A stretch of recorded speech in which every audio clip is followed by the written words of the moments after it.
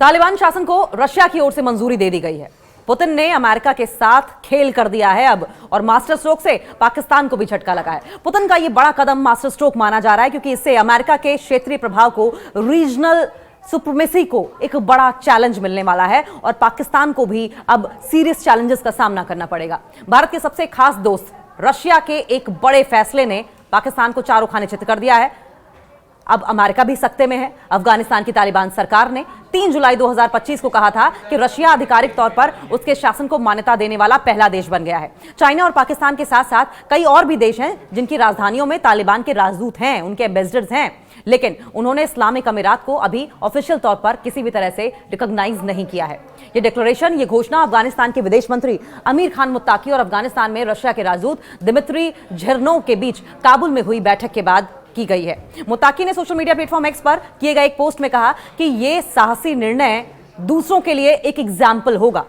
अब जब मान्यता की प्रक्रिया शुरू हो गई है तो रशिया सभी से आगे निकल आया है। तालिबान के विदेश मंत्रालय के प्रवक्ता जिया अहमद तकाल ने यह जानकारी दी कि रशिया पहला देश है जिसने ऑफिशियल तरीके से आधिकारिक तौर पर इस्लामिक अमीरात को मान्यता दी। अफगानिस्तान के लिए मॉस्को के विशेष प्रतिनिधि हैं जमीर काबुलोव। उन्होंने रशिया की राज्य की जो समाचार एजेंसी है रिया नोवोस्ती को बताया कि सरकार ने तालिबान सरकार को मान्यता दी। अब जब रशिया ने तालिबान सरकार को मान्यता दे दी है तो अमेरिका, जाहिर है, उसको मिर्ची लगनी थी। अब अमेरिका का जो वर्ल्ड पावर बनने का सपना था, विश्व गुरु बनने का सपना था, वो भी धरा का धरा रह गया है। अमेरिका का विश्व गुरु सपना अब हर जगह से नो एंट्री बोर्ड लग गया है। कभी था वो दौर जब अमेरिका दुनिया का सुपर हीरो कहलाता था, सुपर पावर कहलाता था। जहां भी समस्या दिखी वहां हेलीकॉप्टर से उतरकर लोकतंत्र बांट देता था, डेमोक्रेसी डिस्ट्रीब्यूट करता था। अफगानिस्तान में भी यही किया उसने। सोचा था कि फ्रीडम इंस्टॉल कर देंगे जैसे कोई नया सॉफ्टवेयर हो। बस 20 साल बाद जब सिस्टम क्रैश हुआ तो समझ आया कि वहां विंडोज डेमोक्रेसी नहीं, तालिबान 2.0 चल रहा था। वॉशिंगटन के गलियारों में अब भी रिपोर्ट्स लिखी जा रही हैं। हमने अफगानिस्तान में बहुत कुछ सीखा।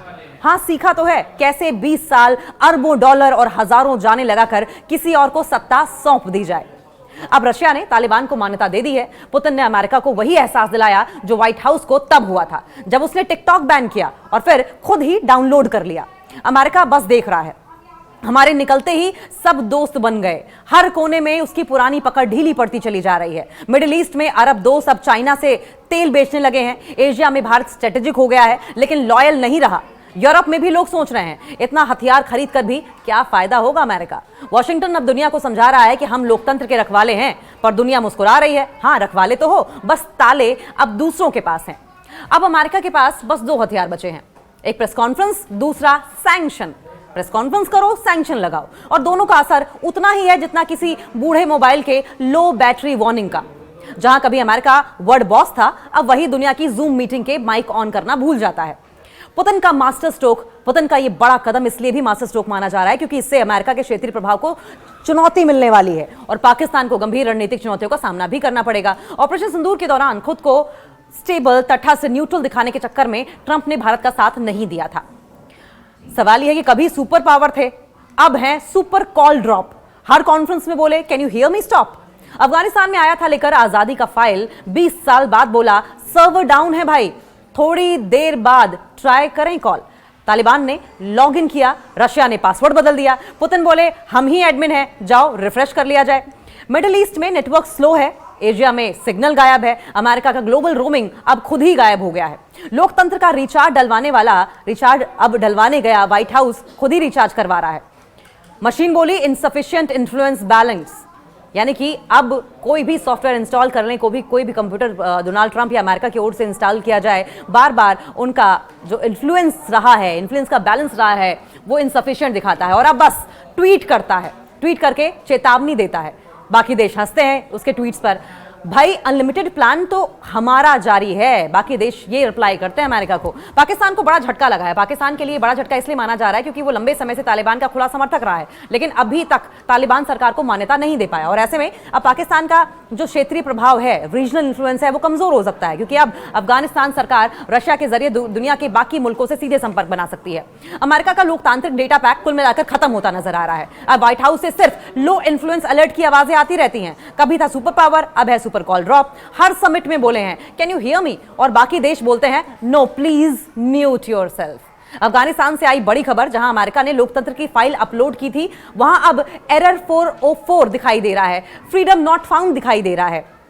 तालिबान ने नया पासवर्ड डाला, रशिया ने वीपीएन ऑन किया और अब दुनिया भर में अमेरिका का लॉगिन फेल दिखाई दे रहा है।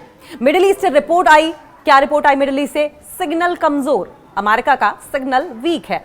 चाइना से का नेटवर्क ज्यादा स्ट्रांग निकला, वहां भारत से एक्सक्लूसिव स्ट्रेटेजिक पार्टनरशिप ऑन है, लेकिन डेटा यूजर थोड़े से लिमिटेड है। और अब वॉशिंगटन में खलबली मची है, व्हाइट हाउस पहुंचा है रिचार्ज करवाने, पर मशीन बोली इनसफिशिएंट इन्फ्लुएंस बैलेंस। अब सवाल उठता है कि क्या अमेरिका फिर से अनलिमिटेड डेमोक्रेसी पैक लेकर लौटेगा या फिर दुनिया पुतिन प्लान और चाइना नेटवर्क पर चलेगी?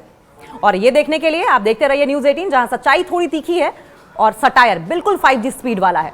भारत को इससे फायदा मिलेगा। रशिया और भारत की दोस्ती के चलते पाकिस्तान अब पिस सकता है। तहरीके तालिबान को लेकर अफगान सरकार और पाकिस्तान में विवाद है, क्योंकि पाकिस्तान मानता है कि उनके देश में कई हमलों के जिम्मेदार टीटीपी है। भारत के साथ तालिबान के साथ संबंध 2021 के बाद से धीरे धीरे सुधर रहे हैं। विदेश सचिव विक्रम मिस्री ने तालिबानी नेताओं से कुछ समय पहले एक मीटिंग भी की थी, मुलाकात की थी। रशिया की मान्यता से तालिबान को इंटरनेशनल फोरम पर वैलिडिटी मिली थी, वैधता मिलेगी, और भारत को अफगानिस्तान में इंफ्रास्ट्रक्चर, बेसिक इंफ्रास्ट्रक्चर जो है, बुनियादी ढांचा है, उसको और मजबूत करने की अपॉर्चुनिटीज भी मिलने वाली हैं।